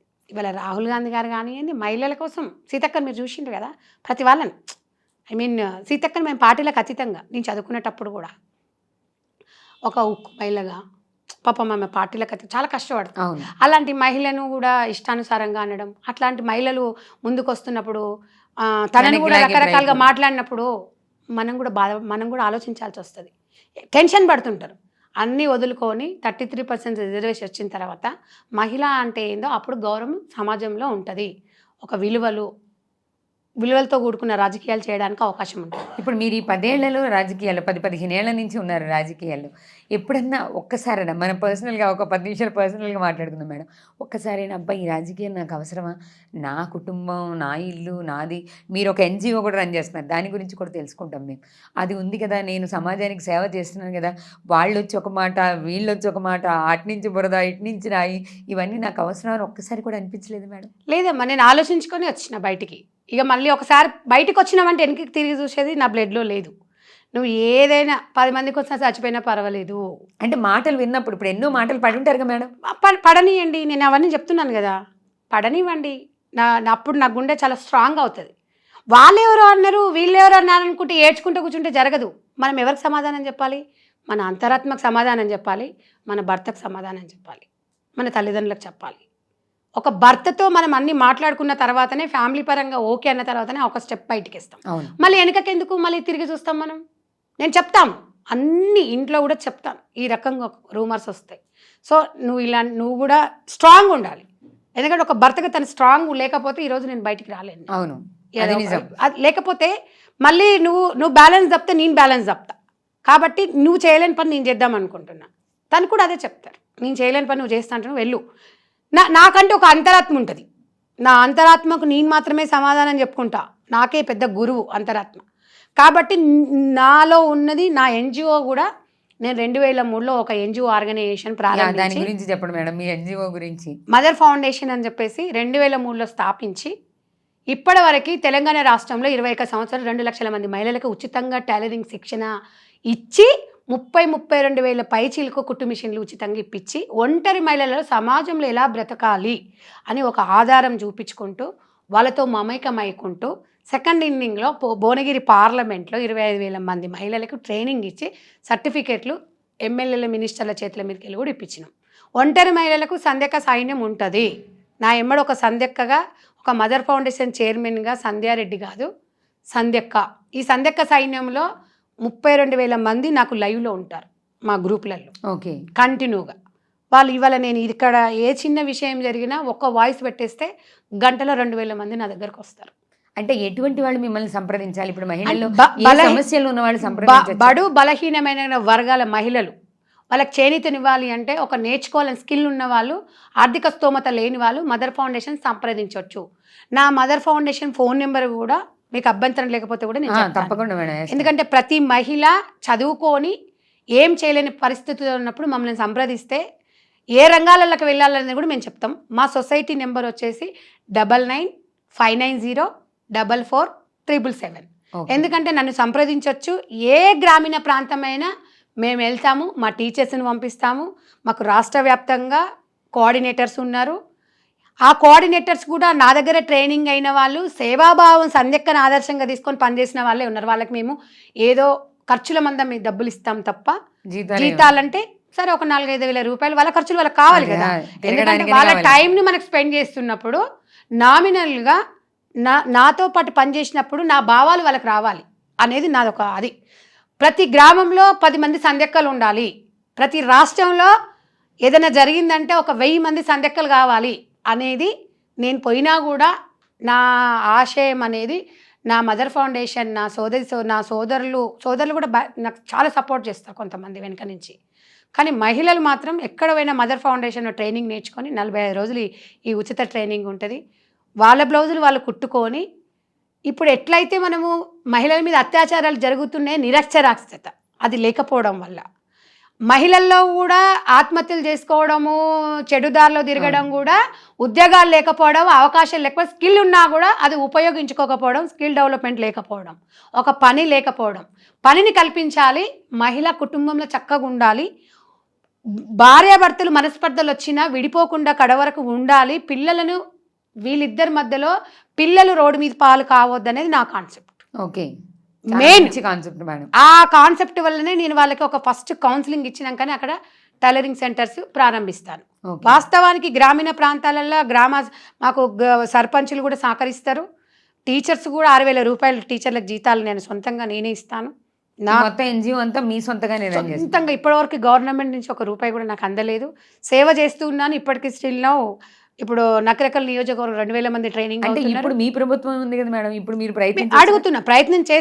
ప్రయత్నాలు చేస్తుంటాము, అన్నీ అడుగుతుంటాం. కానీ వాళ్ళు ఏదో చేస్తారని చెప్పేసి ఆలోచించకుండా దాతలు కొంతమంది ముందుకు వస్తారు. ఏదో బిజినెస్ వాళ్ళు వీళ్ళు ఫ్రెండ్స్ వాళ్ళ సాయంతో మనం ఒక 100 మందికి ఒక టీచర్ అక్కడ ట్రైనింగ్ ఇచ్చిందంటే 100 కుటుంబాలు బాగుంటుంది అనేది నేను అదే ఆలోచిస్తాను. నేను నా సొంతం గురించి అని కాకుండా రోజుకు నేను ఒక 200 నుంచి 300 మంది లైవ్ కలుస్తాను మహిళలను. మాకు మొత్తం ఇట్లా గ్రూప్స్ ఉంటాయి. మొత్తం ఇక్కడ ఏం జరిగింది ప్రతి గ్రూప్ వాయిస్ పెట్టేస్తా. ఇవాళ ఎవరిలా నా దాంట్లో నేను ఒక భరోసా అయితే మాత్రం డబ్బు రూపకంగా కాకుండా ఒక మాట సహాయం మాత్రం పక్కా చేస్తానమ్మా. ఎందుకంటే వాళ్ళ సమస్య ఏదైనా ఉందంటే మధ్యరాత్రి నాకు మొన్న అమ్మాయి నా దగ్గర 24 సంవత్సరాల అమ్మాయి, 2 పిల్లలు, వాళ్ళ భర్త ఫంక్షన్కి వెళ్ళేసి వస్తున్నాడు. మా దగ్గర కమిటీ మెంబర్ అమ్మాయి. 2 గంటలకు యాక్సిడెంట్ అయ్యి చనిపోయాడు. నాకు 2 గంటల కంటే కరెక్ట్ 2:30-3 గంటలకు ఫోన్ చేసింది. నేను ఆ క్షణం కూడా నేను ఫోన్ లిఫ్ట్ చేసిన. ఫోన్ లిఫ్ట్ చేసి నేనున్నా అని చెప్పిన. నేను తెల్లారు 5:30కు నేను వెళ్ళిన. ఆ అమ్మాయికి మేము వాళ్ళ 2 పిల్లల్ని మేము చదివిస్తాం సొసైటీ నుంచి, కుట్టు మిషన్ ఇమ్మీడియట్లీ ఇచ్చిన. ఇంకా అంతకుమించి నేను ఏం చేయలేను. ఎందుకంటే నాతో అయ్యింది. ఎందుకంటే సమాజంలో చాలా మంది ఉన్నారు చేసేవాళ్ళు. నాతో అయ్యింది మాత్రం అదే ఉంటుంది. అసలు సంధ్య గారు ఈ సేవ వైపు కానీ, రాజకీయం వైపు కానీ ఎందుకు రావాలనుకున్నారు? మీరు బిగినింగ్‌లోనే చెప్పారు. నా వెనకాల బ్యాక్‌గ్రౌండ్ ఏమీ లేదు. లేదు, ఇది రాజకీయ వాస్తవంగా కుటుంబం నాకు కాదు. రాజకీయ కుటుంబం కాదు. అంటే నేను పెరిగిన వాతావరణం ఉండొచ్చు, నాకు జరిగిన సంఘటనలు ఉండొచ్చు, లేకపోతే నైబర్స్కి జరిగిన సంఘటనలు ఉండొచ్చు, చిన్నప్పుడు కొన్ని చూసిన దృశ్యాలు ఉండొచ్చు, సమాజంలో జరుగుతున్న దాడులు ఉండొచ్చు. ఇవన్నీ కూడా కొన్ని చెప్పేటి ఉంటాయి, కొన్ని చెప్పనివి జరుగుతాయి. ఇవన్నీ ప్రభావితం చేసి నన్ను ఒక స్ట్రాంగ్ చేసింది ఒక ఉమెన్గా. నేను ఎవ్వరికి భయపడనమ్మా, నా అంతరాత్మకు తప్ప. నేను చేసేది కరెక్టే అనుకుంటా, నేను తప్పైతే దిద్దుకుంటా, అంతేగాని నేను భయపడను. అలాగని చెప్పేసి నేను తప్పుదారిలో కూడా పోను నేను. ఎందుకంటే నన్ను చూసుకొని చాలామంది, ఎంతోమంది ఇన్స్పిరేషన్గా ఉన్నారు మహిళలు. వాళ్ళకు ఒక్కటే చెప్తా నేను, వాళ్ళు చెప్పినంతసేపు 2 గంటలు, గంటన్నర గ్రామీణ ప్రాంతాల మహిళలు ఇవాళ రేపట్లో మీరు చూస్తున్నారు. ఫ్రీగా రావాలంటే, అసలు రావాలంటే మా ఇంటికి వస్తే మీరే ఇస్తారు, మీ ఇంటికి వస్తే మాకేమైనా. నేను వెళ్ళినాను అనుకోండి అమ్మా, 50 మంది, నేను 10 గంటలకు వస్తాను, ఒక్కొక్కసారి టైం అటు ఇటు అయినా కూడా 2 గంటలు కూర్చుంటారు వాళ్ళు. అంటే వాళ్ళలో ఆత్మసైర్యం ఇట్లా నింపిపోస్తానే. మీరు ఇలా స్ట్రాంగ్ ఉండాలి. ఒక హస్బెండ్ ఒక్కడే కాదు, మనం కూడా కష్టపడాలి, పిల్లల భవిష్యత్తు బాగుండాలి, ఇద్దరు కలిసి పని చేసుకోవాలి.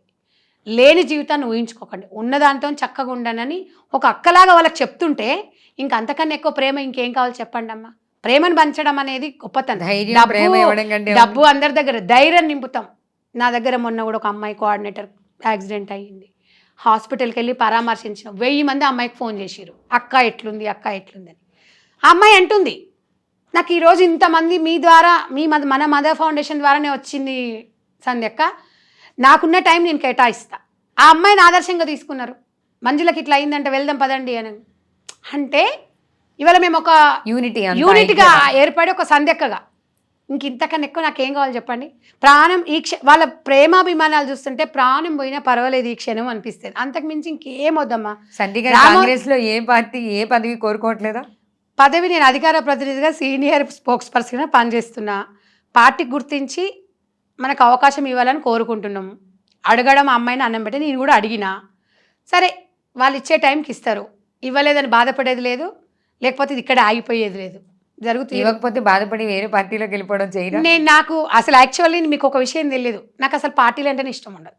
ఎందుకు అంటే ఒక సోషల్ సర్వీస్ చేసే వాళ్ళకి పార్టీ పరంగా ఉంటే అందరికీ న్యాయం చేయలేదని కాన్సెప్ట్ నాది, నా ఉద్దేశం. నిజమేనేమో అది వాస్తవం. అయితే నేను 2014 వరకు కూడా ఏ పార్టీలో లేను నేను.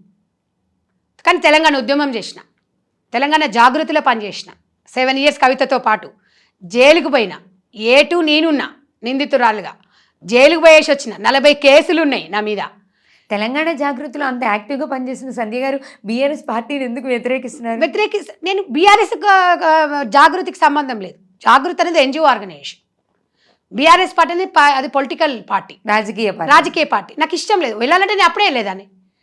కానీ ఎందుకంటే కొన్ని వర్గాలకు ఇప్పుడు కూడా నేను ఎన్జిఓ పరంగా పోయినప్పుడు, మేడం మీరు కాంగ్రెస్ కదా అని అడుగుతారు నన్ను. నేను వాళ్ళకి క్లియర్గా చెప్తాను, ఇది ఒక ఎన్జిఓ ఆర్గనైజేషన్, సంధ్యక్కగానే వచ్చిన నేను ఇక్కడికి, అది మాత్రమే చెప్తాను.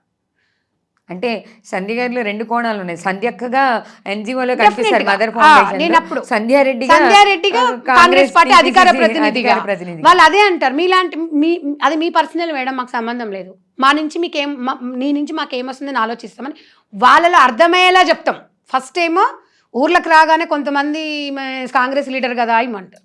ఇన్న తర్వాత చేసిన తర్వాత వాళ్ళంతా అవును అయితేంది, ఆమె కాంగ్రెస్ పార్టీ అయితేంది, మాకు మంచి చేస్తుంది, మీరు చేస్తారా? వీళ్ళే ప్రశ్నించేలా చేస్తా నేను. ప్రతి గ్రామంలో ఇప్పుడు మా ఫౌండేషన్ నుంచి ప్రతి ఒక్క సర్పంచ్కి నామినేషన్ వేపిస్తా. గ్రామీణ ప్రాంతాలలో మా హక్కులను మనమే కొట్లాడుకోవాలి. మనం ఏ ప్రభుత్వం మనమే సాధించాలి, ఏ ప్రభుత్వం పట్టించుకోను మనమే సాధించుకోవాలి. మేము ఇవాళ ట్రైనింగ్ ఇస్తున్నా, గవర్నమెంట్ ఎందుకు పట్టించుకోవట్లేదు? నాలాంటి కొన్ని వేల స్వచ్ఛంద సంస్థలు ఉన్నాయి, ఎందుకు పట్టించుకోవాలి, రిలేటెడ్ చేసుకోవాలి. ఎందుకంటే అన్ని గవర్నమెంట్ చేయలేదు. అలాంటి స్వచ్ఛంద సంస్థలు పట్టించుకొని మాకు కొన్ని పని అప్పచెప్పండి, కొంచెం ఫండ్ ఇవ్వండి, మేము ఎంతోమందికి అది చేస్తున్నాం కదా. అంటే ఇలాంటి విషయాలు వచ్చినప్పుడు మీరు గవర్నమెంట్ తో కూడా పోటీ పడడానికి డెఫినెట్గా పోటీ పడతాను. నాకు అవసరం అనుకుని నేను రాజకీయాల నుంచి కూడా తప్పుకుంటా. నేను ప్రజల కోసం, నాకు ఇచ్చిన మహిళల మాట కోసం రాజకీయాల నుంచి కూడా తప్పించుకుంటా. కానీ నా జీవిత లక్ష్యం, ఆశయము ఒంటరి మహిళలకి నేను ఒక ఆసరా ఆశ్రమం కల్పించాలి, వాళ్ళతోనే ఉండాలి, నా శేషా జీవితం కూడా వాళ్ళతోనే చచ్చిపోవాలి. అదే నా జీవితం. నేను ఒక మాట అన్నానంటే ఆ మాట తీర్చేంత వరకు కూడా నేను వెనకకు పోను. అంత మొండిదాన్ని నేను, జగమొండిని కూడా. నేను పదవుల కోసము, అలంకరణ కోసం, దానికోసం కాదు నేను ఈ ఎన్జిఓ పెట్టింది. 5 మంది సీఎంలను చూసినా నేను. 2003లో ప్రారంభించినామంటే ఇప్పటివరకు రోషయ్య గారిని చూసినాం, కిరణ్ కుమార్ రెడ్డిని, చంద్రబాబు నాయుడు గారిని చూసినాం, రాజశేఖర రెడ్డి గారిని చూసినాం, కేసీఆర్ని చూసినాం, ఇప్పుడు రేవంత్ రెడ్డి గారిని కూడా చూసినాం. మరి నేను ఒక వార్డు నెంబర్ కూడా కాలేదే. నేను అది కాదు, నాకు ఒక సేవ అనేది అంతే. మా నానమ్మని కూడా ఇన్స్పిరేషన్గా తీసుకున్నా నేను. అంతే. అందరికీ రాదమ్మా ఈ అవకాశం, అందరికీ రాదు కదా, అందరూ నాకు వచ్చింది. కాబట్టి నేను ఇవాళ పొద్దున్న 9 గంటలకు వెళ్ళిన రాత్రి 11 అవుతుంది ఇంటికి వెళ్ళే వరకు. మళ్ళీ ఎర్లీ మార్నింగ్ రేపు 9 o'clock ప్రోగ్రామ్ ఉంది నకరకల్లా అంటే నేను 6:30కే బయలుదేరుతా. నాకు ఎప్పుడు కూడా అలుపు అనేది ఉండదు. దేవుడు నాకు ఇంత శక్తిని ఇస్తున్నాడు. ప్రజాక్షేత్రంలో ఉండాలి అంతే. ఇక వాళ్ళ బాధ వచ్చిందా అంటే ఇక నేను అదైపోతా. కాకపోతే ఇవాళ నాకున్న వాయిసే కొన్నిసార్లు మైనస్ కావచ్చు, కొన్నిసార్లు ప్లస్ అవుతుంది. ఎందుకంటే ఒక మహిళ బయటికి పోయినప్పుడు వివిధ రకాల వ్యక్తులు ఆశించే, మీకు తెలుసు ఆ రంగంలో ఉన్నప్పుడు. ఇవాళ నా నోరు చూస్తే ఎవరు నా దగ్గరికి రారు, కవచకుండా అని చెప్పుకోవచ్చు నేను. సంధ్యారెడ్డి గారికి కవచం సంధ్యారెడ్డి గారి వాయిస్ కాబట్టి నీ ఇన్నర్ ఫీల్ నాకు వచ్చి చెప్తావా? చెప్పలేరు కదా. నా మీద మీకు ఏదైనా అభిప్రాయం ఉన్నా కూడా చెప్పలేరు. అది నేను గాడ్ గిఫ్ట్గా అనుకుంటా. ఈ వాయిస్ అనేది కవచాన్ని కట్టుకొని తిరిగి, లేకపోతే చాలా ఇబ్బంది పడాల్సి వస్తుంది. ఆబ్వియస్లీ ఒక మహిళగా అతీతంగా ఒక మహిళగా ఈ విషయాన్ని ఒప్పుకుంటాను. ఎందుకంటే వాస్తవం అది. ఎందుకంటే ఇప్పుడు నేను నా సంస్థ పెట్టినప్పుడు నాకు 21 years, మదర్ ఫౌండేషన్. మరి నేను అంటే అప్పుడు నేను ఎంగేజ్లో ఉన్నప్పుడు అప్పుడున్న పరిస్థితులలో ఎన్ని రకాల ఇబ్బందులు ఉంటాయి. ఖచ్చితంగా ఉంటాయి మేడం. మరి నా దగ్గరకు వచ్చి ఒక మగవాడు ఏదని చెప్పాలి అంటే భయపడతాడు. వాడు ఇన్నర్ ఫీలింగ్ వచ్చి నాతో షేర్ చేసుకోలేరు. మరి అది నాకు ప్లస్సే కదా. ఇవాళ బ్యాక్గ్రౌండ్ లేదు నాకు, నా వాయిసే బ్యాక్గ్రౌండ్. వాయిస్ ని ఆయుధం చేసుకొని ముందు చేసుకుంటాను. నేను ఒక ఆశయంతో వచ్చిన, అడ్డదారులు దొక్కడానికి రాలా. ఒక ఆశయంతో వచ్చిన, ఒక లక్ష్యంతో వచ్చిన, ఆ లక్ష్యం దిశలో నేను పనిచేస్తా. ఇక్కడ పార్టీలు, డబ్బు, లేవు. కేవలం మహిళలకు సేవ చేయాలి. ఒంటరి మహిళలకు చేయాలి. ఒంటరి మహిళ భర్త లేకపోతే జీవితం లేదనుకోవద్దు. సమాజంలో భర్త లేకపోతే బ్రతకలేమనేది అప్పుడెప్పుడు 1947లో 24లో ఉన్నాం. పిల్లల కోసము ఇప్పుడు భర్త ఉన్నా కూడా 70% మహిళలు ఆత్మాభిమానంతో పిల్లల కోసమే మనసు చంపుకొని జీవితం ముందుకు సాగిస్తారు. ఎగ్జాక్ట్లీ వాస్తవం అది. ఎందుకోసం చేస్తున్నాము? వాళ్ళు కొంతమందికి భర్తలు ఉన్నా కూడా భర్తలు లేనట్టుగానే బతుకుతున్నారు సమాజం కోసం. అలాంటి తెలంగాణ ప్రాంతంలో పుట్టిన మనము కొన్ని ఎథిక్స్ ఉంటాయి మనకు కూడా. నా వెనుక ఎంతోమంది ఉంటారు. వాళ్ళందరికీ నేను ఇన్స్పిరేషన్ కావాలి అంటే మనం కొన్ని మోరల్స్తోనే కమిట్మెంట్గా పని చేయాలి. కాబట్టి భర్త చనిపోతే సమాజం చాలా పెద్దది. ఏదో ఒక దారి ఉంటుంది. పుట్టినప్పుడు మొగడితో పుట్టాం, పుట్టినప్పుడు 10 మందితో ఎంబడి ఉండదు, పోయేటప్పుడు ఉండదు. కాబట్టి ఈ మధ్యలో ఉన్న జీవితాన్ని 10 మందికి హెల్ప్ చేయండి. నిన్ను విమర్శించడం కాదు, నీకంటూ ఒక స్థానాన్ని ఏర్పాటు చేసుకో. సమాజం నీ వైఫ్ వస్తుంది, ఒక ఐడెంటిటీ క్రియేట్ చేసుకోవాలి. కాబట్టి చనిపోయినతో మనం చనిపోలేము, వదిలిపెట్టిన నెంబడి మనం పోలేము. మనకు ఒక జీవితం ఉంది, మనకంటూ ఒక లైఫ్ ఉంది, స్కిల్స్ ఉన్నాయి, పిల్లలు ఉన్నారు. వాటిని డెవలప్ చేసుకుంటూ ముందుకెళ్ళిపోతే కాలం అనేది క్రమంగా మనకు మార్పు అనేది వస్తుంది. కాబట్టి అదే నేను ప్రతి మహిళకు చెప్తాను. కృంగిపోకుండా, ఏ చదువు లేకున్నా కుట్టు మిషన్ నేర్చుకుంటే బజార్లో కుట్టు మిషన్ పెట్టుకొని బతకొచ్చు మనము అనేది ఒంటరి మహిళలకు నేర్పించే సిద్ధాంతం. సంధ్యక్క సిద్ధాంతం, సంధ్యక్క సైన్యం. నేను పెట్టుకునే ప్రతి స్టేటస్ కొన్ని 100 మంది స్టేటస్ పెట్టుకుంటారు మా అక్క అని. నాకు ఎంత అభిమానంగా అనిపిస్తుంది అంటే, నేను ఏ పండుగలకి ఫ్యామిలీ పరంగా, ఏ ఫంక్షన్స్కి ఫ్యామిలీ పరంగా వెళ్ళను. నేను ఇలాంటి వాళ్ళ దాంట్లో కోసం కంపల్సరీ పోతాను.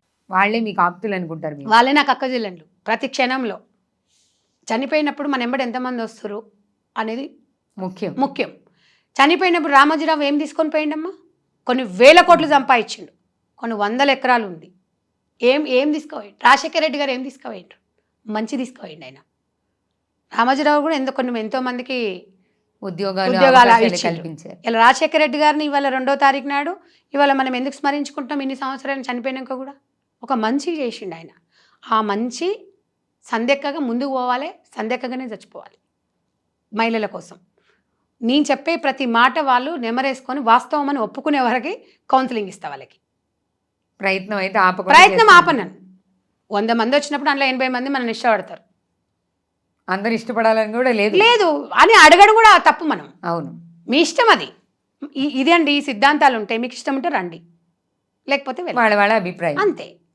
మీకు ఇంకోటి తెలియదమ్మా, ఇన్ని గ్రామీణ ప్రాంతాల మహిళల నుంచి ప్రతి గ్రామంలో కమిటీ మెంబర్లు అందిస్తాను నేను. ఓకే. 100 మందిల నుంచి ఒక 10 మంది కమిటీ మెంబర్స్. కమిటీ మెంబర్స్ అందరం ఇట్లయితే ఇప్పుడు దగ్గర ఒక 1500 మంది కమిటీ మెంబర్లు నాకు ఉన్నారు. ఆ గ్రూప్ ఉంటుంది నాకు.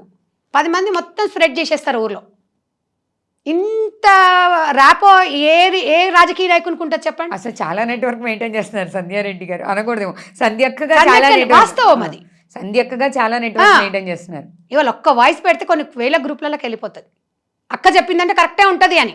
నేను ఆల్తుఫాల్తీ చెప్పాను. నేను రేషన్ కార్డు లేకపోతే ఇది సంప్రదించండి, రుణమాఫీ కాబట్టి ఇది సంప్రదించండి, మీకు పిల్లలకి మీకు ఒంటరి మహిళలకు పెన్షన్ రాకపోతే ఇతను సంప్రదించండి, మీకు ఏదైనా కావాలంటే ఇగో ఈ టోల్ ఫ్రీ నెంబర్ యూజ్ చేసుకోండి, ఒక మహిళలకు ఇట్లాంటిది కావాలంటే 100 నెంబర్ కాల్ చేయండి అని చెప్పి ఒక అక్కగా వాళ్ళకి మాట రూపకంలో ముందున్నా.